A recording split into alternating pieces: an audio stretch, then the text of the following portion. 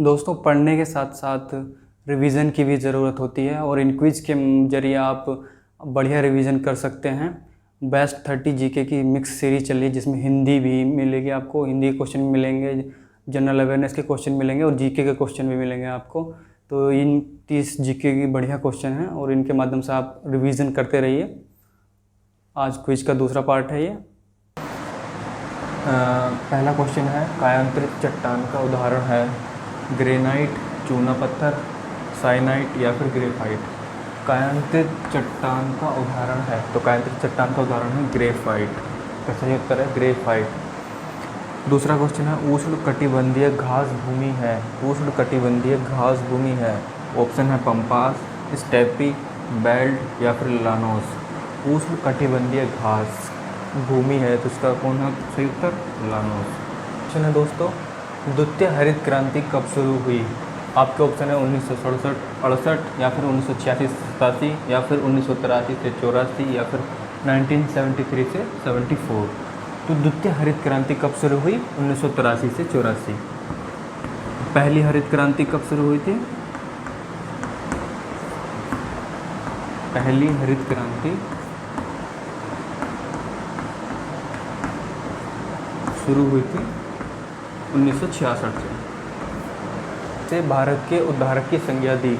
Florence Nightingale ने किसे भारत के उद्धारक की संज्ञा दी? ऑप्शन है डफरिन, रिपिन, नॉर्थब्रिक या फिर मेयो। तो इसका सही उत्तर है रिपिन। और मैं आपको बता दूं कि डफरिन के समय में क्या हुआ था? भारतीय राष्ट्रीय कांग्रेस की स्थापना हुई थी।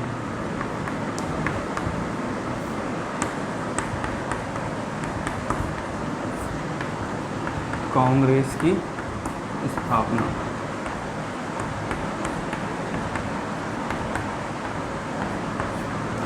नॉर्थब्रुक के समय में क्या हुआ था? कूका आंदोलन।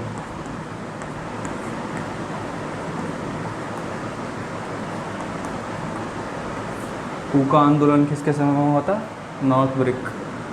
और पहली जनगणना किसके समय में हुई थी? मेयो के समय में।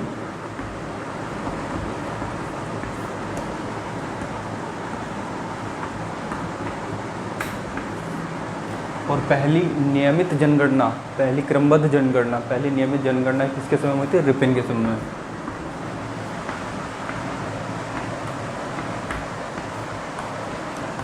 पहली नियमित जनगणना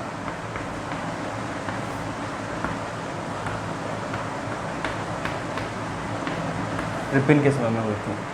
क्वेश्चन है दोस्तों, कंबन साहित्य किससे संबंधित है? कंबन साहित्य का संबंध किससे है? तेलुगु साहित्य, तमिल साहित्य, कन्नड़ साहित्य या फिर संस्कृत साहित्य? तो इसका सही उत्तर है तमिल साहित्य। तमिल साहित्य के त्रिरत्नों में से एक रत्न कौन सा है? कंबन साहित्य। क्वेश्चन है दोस्तों, उत्तर प्रदेश की सबसे लंबी सीमा किस राज्य के साथ है? उत्तर प्रदेश की सबसे लंबी सीमा किस राज्य के साथ है? दिल्ली, उत्तराखंड, मध्य प्रदेश या फिर बिहार? सही उत्तर है मध्य प्रदेश। और Ken Betwa link project, Ken Betwa link परियोजना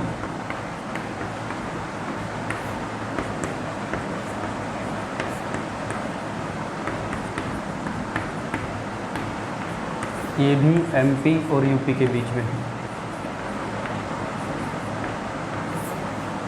दुधवा राष्ट्रीय उद्यान को कब राष्ट्रीय उद्यान का दर्जा प्रदान किया गया? दुधवा राष्ट्रीय उद्यान को कब राष्ट्रीय उद्यान का दर्जा प्रदान किया गया? 1987, 1977, 1967 या फिर 1968? इसका सही उत्तर है 1977। और 1968 में क्या हुआ था? 1968 में वन्य जीव विहार के रूप में स्थापना हुई थी दुधवा नेशनल पार्क की। वन्य जीव विहार के रूप में स्थापना कब हुई थी? 1968 में। 1968 में स्थापना हुई थी। 1977 में राष्ट्रीय उद्यान का दर्जा मिला।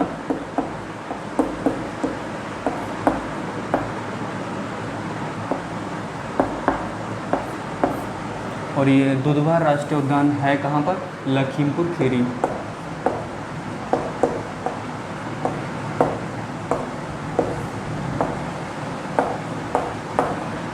लखीमपुर खीरी में।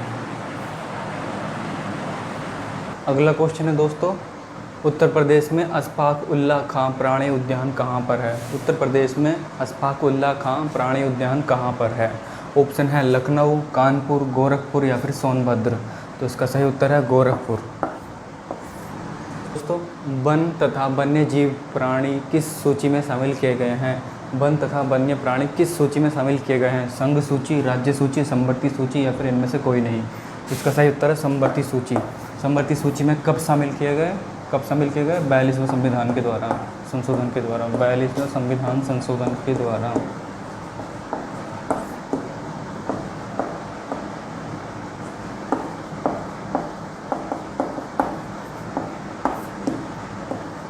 संविधान संशोधन के द्वारा समवर्ती सूची में शामिल। दोस्तों, भारतीय वन्य जीव बोर्ड का अध्यक्ष कौन होता है? भारतीय वन्य जीव बोर्ड का अध्यक्ष कौन होता है? प्रधानमंत्री, केंद्रीय पर्यावरण मंत्री, राष्ट्रपति या फिर मुख्य वन संरक्षक। तो भारतीय वन्य जीव बोर्ड का अध्यक्ष कौन होता है? प्रधानमंत्री। याद रखिएगा, कंफ्यूज मत होइएगा, प्रधानमंत्री इसका सही उत्तर है। क्वेश्चन है दोस्तों, सूरज धरा योजना किस चीज़ से संबंधित है? सूरज धरा योजना संबंधित है, बताइए। आपके ऑप्शन है ऋण संबंधी, बीज अदला बदली संबंधी, टीकाकरण से, बीमा संबंधी, किस चीज़ से संबंधित है? इसका संबंध है बीज अदला बदली से। योजना का नाम है सूरज धरा योजना, सूरज धरा योजना, बीज अदला बदली से इसका संबंध है। दोस्तों, इस समय भारत की राष्ट्रीय आय में कृषि का योगदान है। बहुत ही इम्पोर्टेंट क्वेश्चन है ये। इस समय भारत की राष्ट्रीय आय में कृषि का योगदान है। ऑप्शन है 33.5%, 44.6%, 55.2% या फिर 17.8%। इस समय भारत की राष्ट्रीय आय में कृषि का योगदान कितना है? 17.8%। बहुत ही इंपॉर्टेंट क्वेश्चन है, इसको नोट कर लीजिए। अगला क्वेश्चन है दोस्तों, विश्व में हरित क्रांति के जनक हैं Norman E Borlaug, MS. Swaminathan, GS. Ghosh या फिर बी.पी. पॉल। विश्व में हरित क्रांति के जनक कौन है? Norman E Borlaug. और भारत में हरित क्रांति के जनक कौन है? एम.एस. स्वामीनाथन। भारत में हरित क्रांति के जनक एम.एस. स्वामीनाथन और विश्व में हरित क्रांति के नॉर्मन ई बोरलॉग। दोस्तों, भारत में हरित क्रांति की जन्मस्थली है। भारत में हरित क्रांति की जन्मस्थली है। ऑप्शन है पंतनगर, बंगलौर, कानपुर या फिर सोनभद्र। इसका सही उत्तर है पंतनगर। पंतनगर में भारत में हरित क्रांति की जन्मस्थली पंतनगर। और प्रथम कृषि विश्वविद्यालय का नाम क्या है? प्रथम कृषि विश्वविद्यालय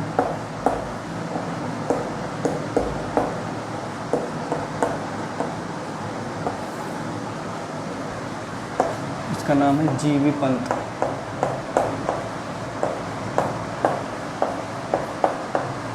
कृषि विश्वविद्यालय, कृषि एवं प्रौद्योगिकी।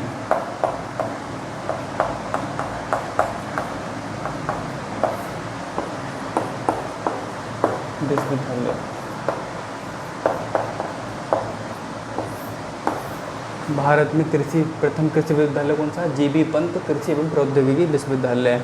जी.बी. पंत के बारे में आपको पता है? जी.बी. पंत कहाँ है? यूपी के प्रथम सीएम का नाम क्या है? जी.बी. पंत।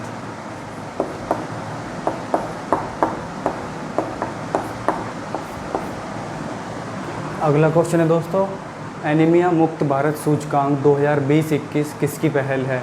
एनीमिया मुक्त भारत सूचकांक 2020-21 किसकी पहल है? ऑप्शन है पर्यावरण मंत्रालय की, नीति आयोग की, स्वास्थ्य एवं परिवार कल्याण मंत्रालय और यूनिसेफ की, या फिर स्वास्थ्य एवं परिवार कल्याण मंत्री और WHO की।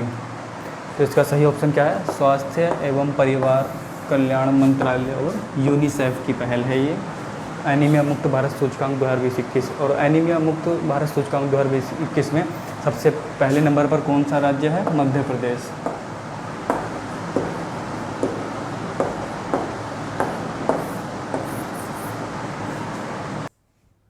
अगला क्वेश्चन है दोस्तों, आयुष्मान भारत के CEO कौन है? रवि कपूर, R.S. शर्मा, टी रविशंकर या फिर संजीव कुमार।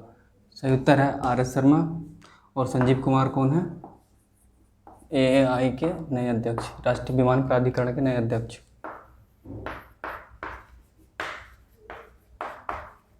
अगला क्वेश्चन है, भारत के मुख्य सांख्यिकीविद कौन है? रमेश पवार, अतीश चंद्र, सुभाष कुमार या फिर GP सावंत। तो इसका सही उत्तर है GP सावंत। GP सावंत नए मुख्य सांख्यिकीविद हैं। और रमेश पवार कौन है? भारतीय महिला क्रिकेट बोर्ड के नए कोच। भारतीय महिला क्रिकेट के नए कोच।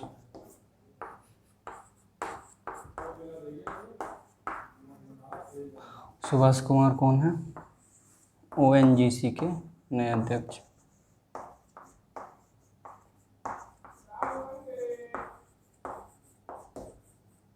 ONGC के नए अध्यक्ष। और अतीश चंद्रा कौन है? FCI के नए अध्यक्ष।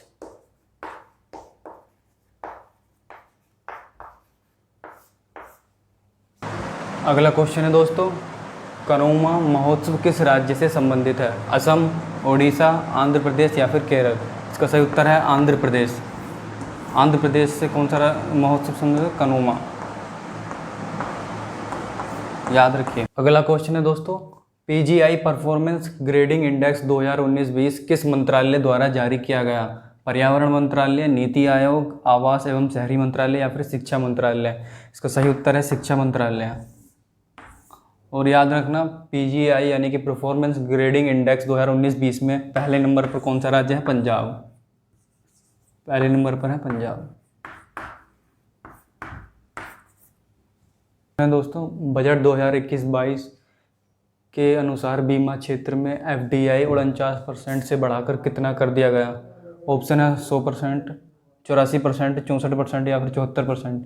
इसका सही उत्तर है 74, यानी कि 74%, याद रखना। अगला क्वेश्चन दोस्तों, थोड़ा शब्द का तत्सम शब्द है निम्ब, नेह, स्तोक या फिर प्रतिवास? इसका सही उत्तर है स्तोक। और निम्ब का तद्भव शब्द कौन सा है? नीम। नेह का स्नेह। प्रतिवास किसका शब्द है? पड़ोस का। दोस्तों, आदि से अंत तक के लिए एक शब्द है, इसका ऑप्शन है आद्यंत, आद्योपांत, अंतक या फिर अंतरिम। इसका सही उत्तर है आद्योपांत। और अंतक किसे कहते हैं? अंत या फिर नाश करने वाला।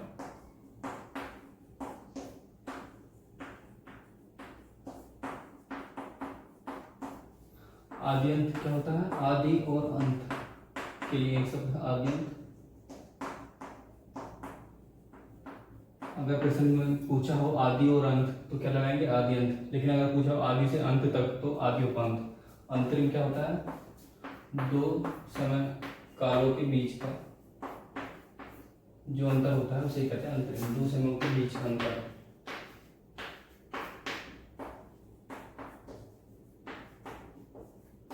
अंतरिम कहलाता है।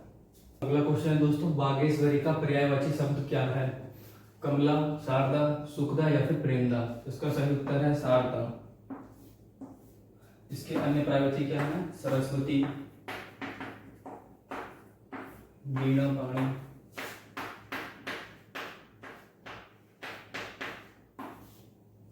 भारती।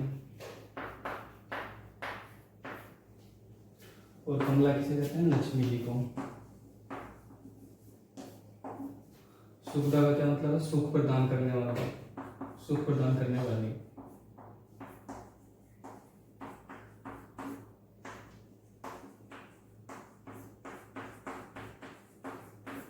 प्रेमदा का मतलब प्रेम प्रदान करने वाली।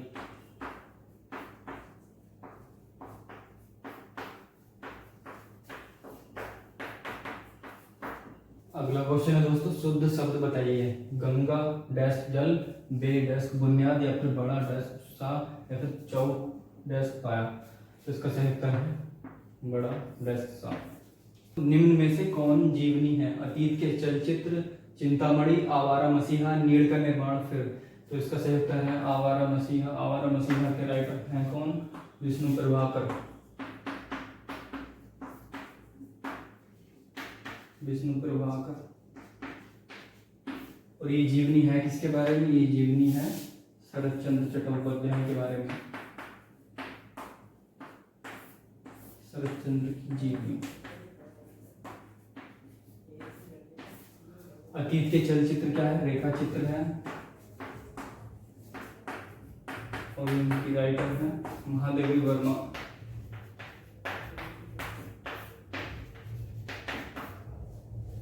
चिंतामणि क्या है? चिंतामणि के निबंध।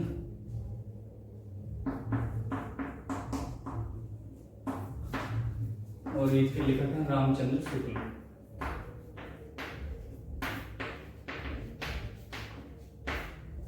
नीड़ का निर्माण फिर ये क्या है? ये है आत्मकथा। और इनके लेखक हैं हरिवंश राय बच्चन। अगला क्वेश्चन है दोस्तों, निम्न में से कौन विद्युत चुंबकीय तरंगे हैं? कैथोड किरणें, अल्फा किरणें, एक्स किरणें या फिर पराश्रव्य तरंगे? तो इसका सही उत्तर है एक्स किरणें। और एक्स किरणों की खोज किसने की थी? रोंजन ने। अगला क्वेश्चन है दोस्तों, रेनिन एंजाइम का संबंध है छोटी आंत, बड़ी आंत, आमाशय या फिर अग्नाशय? तो इसका सही उत्तर है आमाशय। आमाशय से जठर रस निकलता है और उस जठर रस में 2 एंजाइम होते हैं। पहला है पेप्सिन और दूसरा है रेनिन।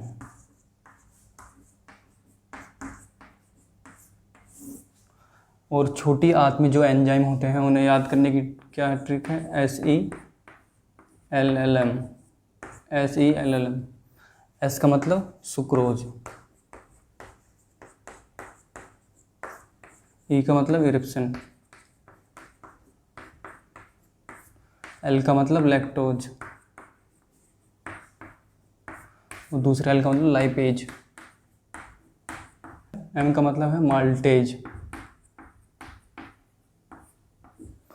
तो छोटी आंत में जो एंजाइम पाए जाते हैं उनकी शॉर्ट ट्रिक क्या है? SELLM।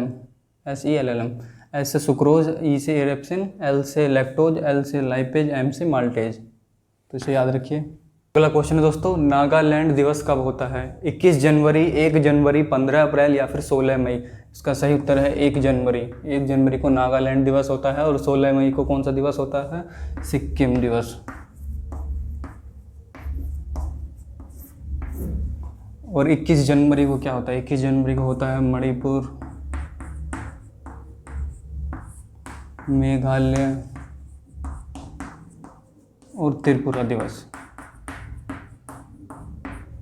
दोस्तों, किस संविधान संशोधन अधिनियम के द्वारा संविधान की 8वीं अनुसूची में बोडो, डोगरी, मैथिली एवं संथाली नामक 4 भाषाएं जोड़ी गईं? 93, 92, 53 या फिर 61? तो इसका सही उत्तर है 92वां संविधान संशोधन के द्वारा बोडो, डोगरी, मैथिली, संथाली नामक 4 भाषाएं जोड़ी गईं। 61वां संविधान संशोधन में क्या हुआ था? इसमें वयस्क मताधिकार की आयु 21 से 18 हो गई थी।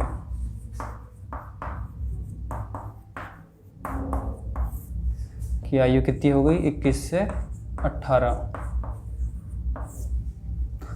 और 53वां संविधान संशोधन अधिनियम में क्या हुआ था? इसमें मिजोरम को राज्य का दर्जा मिला था।